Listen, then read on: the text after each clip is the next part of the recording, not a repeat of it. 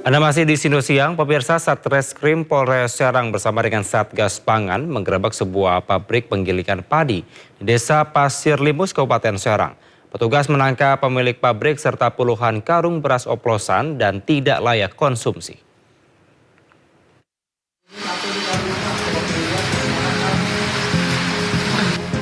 Pemilik pabrik berinisial SU ditangkap polisi bersama 94 karung beras oplosan yang telah dikemas dalam karung merek terkenal berukuran 25 kg. Selain itu, petugas juga menyita 10 ton beras tidak layak konsumsi yang diolah menggunakan mesin heller. Pengungkapan ini bermula dari informasi masyarakat yang menemukan dugaan praktik pengoplosan beras di pabrik penggilingan milik pelaku. Beras tidak layak konsumsi dikumpulkan dari beras sisa hajatan yang dibeli dengan harga murah, lalu dioplos dengan beras premium dan dikemas dalam karung bermerek. Upaya curang ini telah dilakukan pelaku selama hampir 10 tahun. Untuk membelinya rata-rata masyarakat umum, jadi dia jual itu untuk di kios pribadinya dia sendiri. Bisa dibilang tidak layak konsumsi, emang apa sih Bang? Ada bahan yang berbahaya atau apa nih? Setelah hasil uji lab, banyak jamur yang tidak bisa dikonsumsi oleh manusia, seperti itu. Itu berasnya ada berapa banyak, Pak? Untuk beras yang kita amankan kurang lebih ada 5-6 ton. Pelaku dijerat dengan pasal tindak pidana perdagangan curang dan terancam hukuman pidana penjara. Dari Serang, Banten, Mahesa Apriandi, iNews melaporkan. Pemirsa, beras SPHP saat ini menjadi jenis beras yang paling dicari di pasar tradisional Kota Bandung. Selain langka, warga juga mengeluh akibat kenaikan harga beras.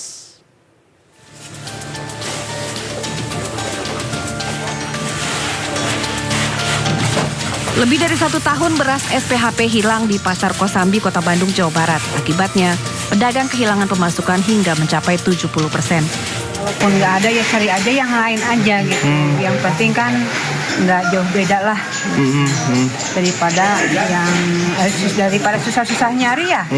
Kita kan butuh makan, jadi yang ada aja. Kelangkaan beras SPHP di pasaran turut mengkerek harga beras medium dan premium. Harga beras medium yang sebelumnya Rp13.000 per kilogram kini naik menjadi Rp14.000 per kilogram. Sementara untuk harga beras premium dari yang sebelumnya Rp14.000 kini naik menjadi Rp15.000 hingga Rp18.000 per kilogram. Berapa berarti, Pak? Dari premium tuh yang harga premium yang paling ini yang rendah 15.000, yang menengah 16.000, yang tinggi itu yang paling mahal 18.000. Sampai 18.000 berarti. Untuk HET-nya sendiri?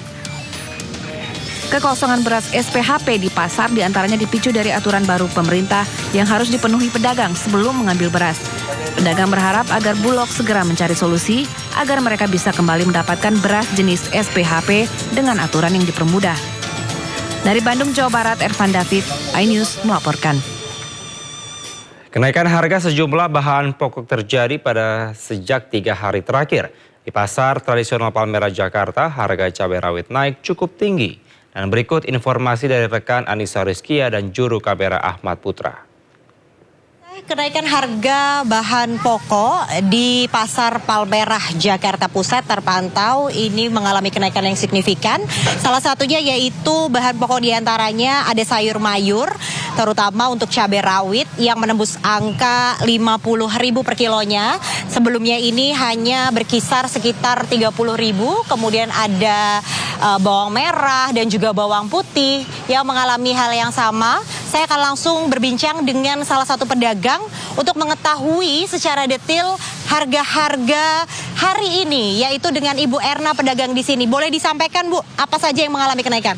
Cabai semua jenis cabai mahal, sama bawang merah, bawang putih naik selama 3 hari ini ya, baru naik. Biasanya kan ini cabai rawit, ini biasa 25, sekarang jadi 50, keriting merah biasa 30, jadi 45, keriting hijau biasa 25, jadi 40.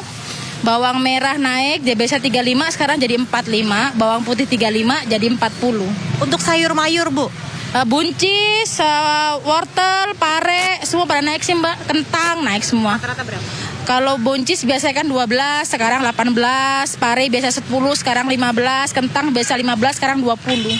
Semua naik, Mbak. Faktor apa sih Bu yang mempengaruhi kenaikan ini? Faktor ekonomi kayaknya dah. Memang karena pembelian juga pada turun semua.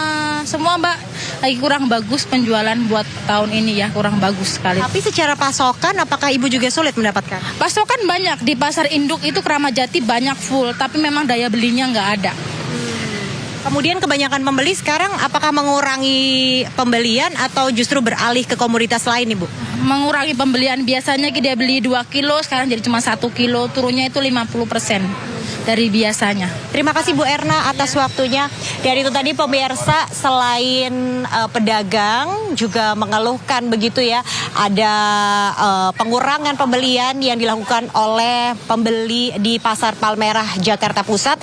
Tidak hanya sayur mayur yang mengalami kenaikan, namun pantauan kami seperti ayam yang biasanya per kilonya ini 27.000, saat ini menembus angka di Rp30.000 per kilonya.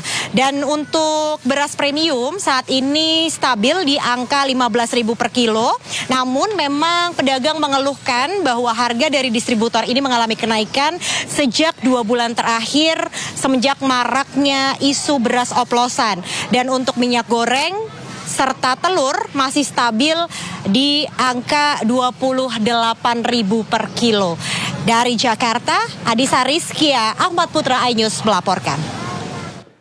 Kita ke informasi mancanegara, pemirsa. Kecelakaan hebat terjadi saat kereta api barang menabrak sebuah bus penumpang di kota Atlacomulco, Meksiko pada hari Senin waktu setempat. Akibat dari insiden ini, 10 orang tewas dan 61 lainnya luka-luka.